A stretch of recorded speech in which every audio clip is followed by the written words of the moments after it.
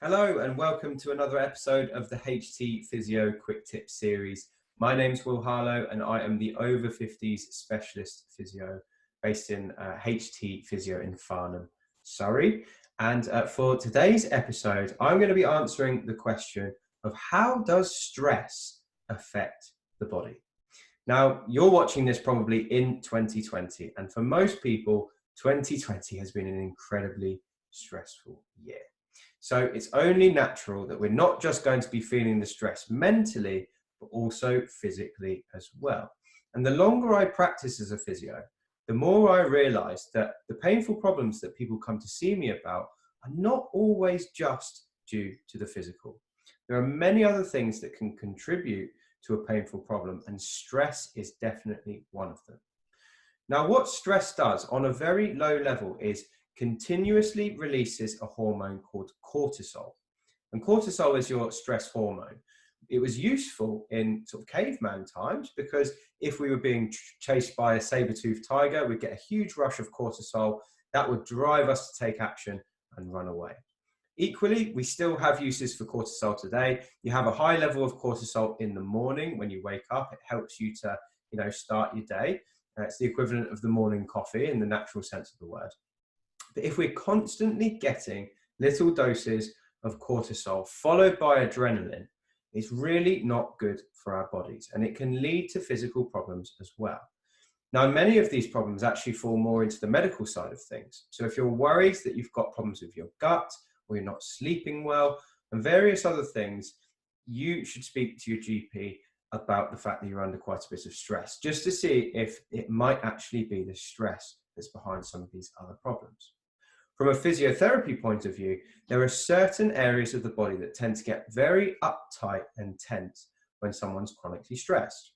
One of the main areas that I see stress affect the body for my clients is up here in these muscles, just sort of on the tops of the shoulders. We call these the trapezius muscles.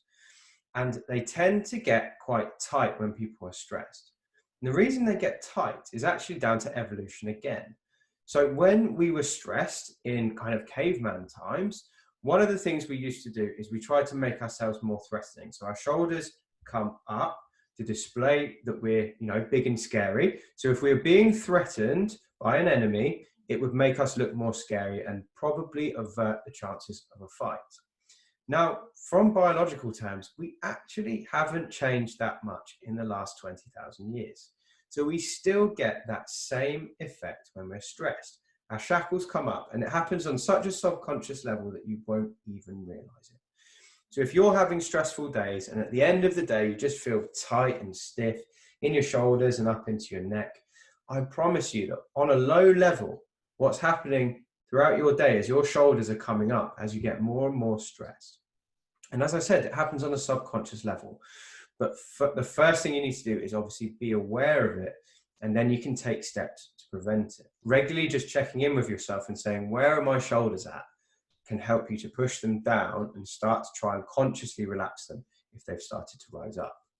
Now, another place that I see stress manifest itself is in people's lower backs. So if you're prone to lower back pain, it's actually been proven in research that stress can make episodes of lower back pain more likely. Stress, depression, anxiety, all of those things can contribute.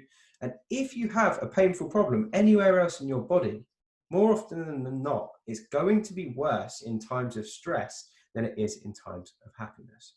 We don't fully understand the mechanism behind why, but it's just important to realize that it is.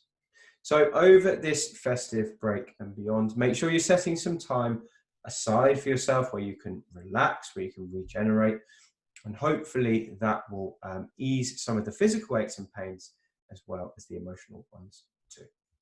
I have more strategies for dealing with stress, both emotional and physical, in my book.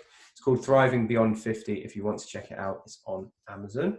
And if you're feeling like you're getting stressed and there's neck pain and headaches coming about as a result, feel free to get in touch with myself at HT Physio, and I'll do my best to help if you're obviously in the Surrey area.